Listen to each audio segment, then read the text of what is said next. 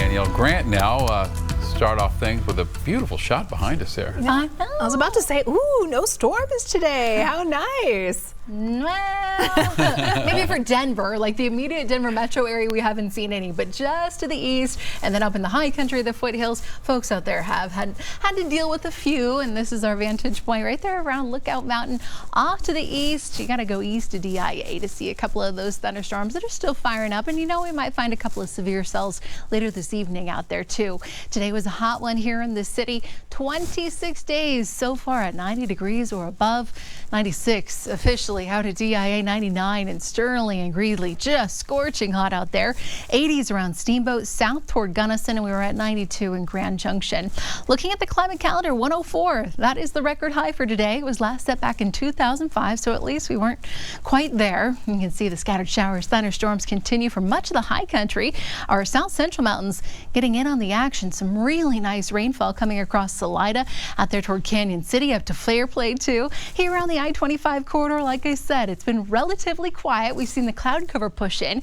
We've seen some pretty gusty winds at times, but most of the shower activity and the thunderstorms have stayed to the west and to the east of Denver. Couple of severe cells out there, that flood advisory until about 9:15, just because we've seen some pretty decent rainfall and out of those stationary cells. Tonight after 11 p.m. or so, partly cloudy skies, temperatures falling into the 60s for most of eastern Colorado, 40s and 50s up in the mountains. You'll notice the showers, thunderstorms continuing at the 7 o'clock hour, more so off to the eastern plains. Then everything kind of fizzles out by 11 o'clock.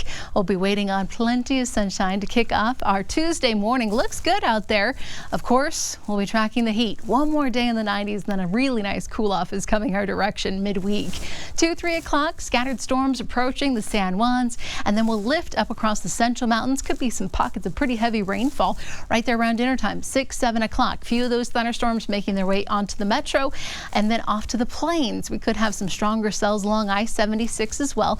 And tomorrow afternoon and evening storms will stick around. It's about 11 o'clock midnight. We still will be tracking some rainfall here in the Denver area. Like I said, we're just sitting on the fringe, a marginal threat around I-76 and I-80 tomorrow afternoon for a couple of hail-producing thunderstorms. Looking at the hour-by-hour forecast for us tomorrow, sunshine early, a quick warm-up back to the low 90s just after the lunch hour, and then the clouds quickly race in. It's still hot down there across the southeastern corner of the state, mid to upper 90s. We'll stay in the 70s and 80s up through the foothills, and then finally some cooler temperatures coming our way. A cold front drops in Wednesday. That brings us back to the 80s, and then we'll be tapping back into the monsoon flow. Scattered showers, thunderstorms. They'll be a bit more widespread in the mountains for Wednesday and Thursday, and then here comes the heat. Close to triple digits. Could be a record breaker, Lionel, on Sunday. Sounds great.